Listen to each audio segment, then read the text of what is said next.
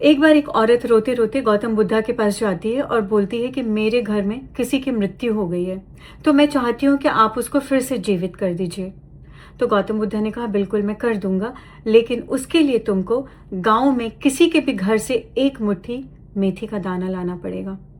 तो वो औरत बहुत खुश हो जाती है, बोलती है अरे इसमें क्या बड़ी बात है, इस गांव में खेती ही मेथी के दाने की होती है, ये तो मैं आराम से ले आऊंगी। तो गौतम बुद्धा ने कहा पूरी बात सुनती जाओ, वो मेथी का दाना उस घर से होना चाहिए जहां पर कभी किसी की मृत्यु न हुई हो। तो वो औरत जाती है बिल्कुल भाग के और हर किसी का दरवाज़ा खटखटाती है। गांव में सब लोग उसको मेथी का दाना देने के लिए तैयार हो जाते हैं, लेकिन जब वो पूछती है कि आपके घर में किसी की मृत्यु तो नहीं हुई है, तो उसको एक भी घर ऐसा नहीं मिलता है, कहीं पर माँ बाप की, कहीं भाई बहन की, कहीं रिश्तेदारों की। सुबह से शाम हो जाती है और वो थक जाती है। वापस थक कर गौतम बुद्धा के पैरों में गिरती है और इस बार हंसने लग जाती है। बोलती है मुझे समझ में आ गया आप जो मुझे दिखाने वाले थे। मुझे ये बात समझ में आ गई है कि जो आया है उसको तो जाना है। जब मैं रो रही थी, जब मैं दुखी थी, तो मुझे ये सच्चाई दिखाई नहीं दी, लेकिन जो चला गया वो तो जीवन को बिना समझे ही चला गया। मैं ऐसे नहीं जाना चाहती हूँ। मुझे समझना है कि ये जीवन क्या है, मृत्यु क्या होती है। आप मुझे अपनी शरण में ले लीजिए। शायद हम में से बहुत सारे लोग बस ऐसे ही मर जाते होंगे बिना जीवन का असली मतलब समझे। और हम सबको भय लगता है मृत्यु से, चाहे अपनी मृत्यु से या अपनों को खोने का।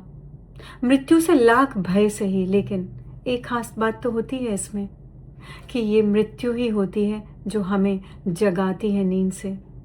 बाकी जीवन की सारी चीज़ें तो हमें सुला कर रखती हैं।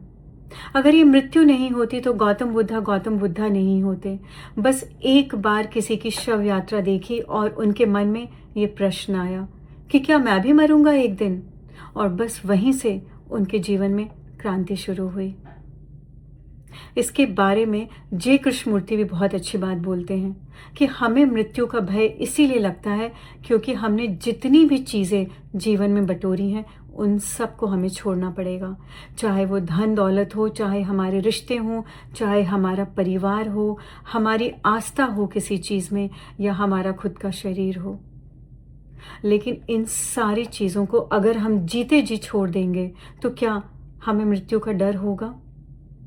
और जीते जी छोड़ने का मतलब है कि हम भले ही पैसे कमा रहे हों, भले ही रिश्ते में हों, लेकिन हमारे अंदर कोई ऐसी चीज़ है जो इन सारी चीज़ों से अनछुई हो। इस दुनिया में रहते हुए भी हम इस दुनिया में नहीं हो, और वो होती है हमारी ही चेतना। तो जब हम अपनी चेतना के संपर्क में आते हैं तभी हमें जीवन का मतलब भी समझ में आता है। तो अगर आपके जीवन में भी ऐसा कोई दुख आया है, किसी की मृत्यु हुई है जिसकी मृत्यु से, उस दुख से आप उभर नहीं पा रहे हो, तो ये टाइम रोने का नहीं है।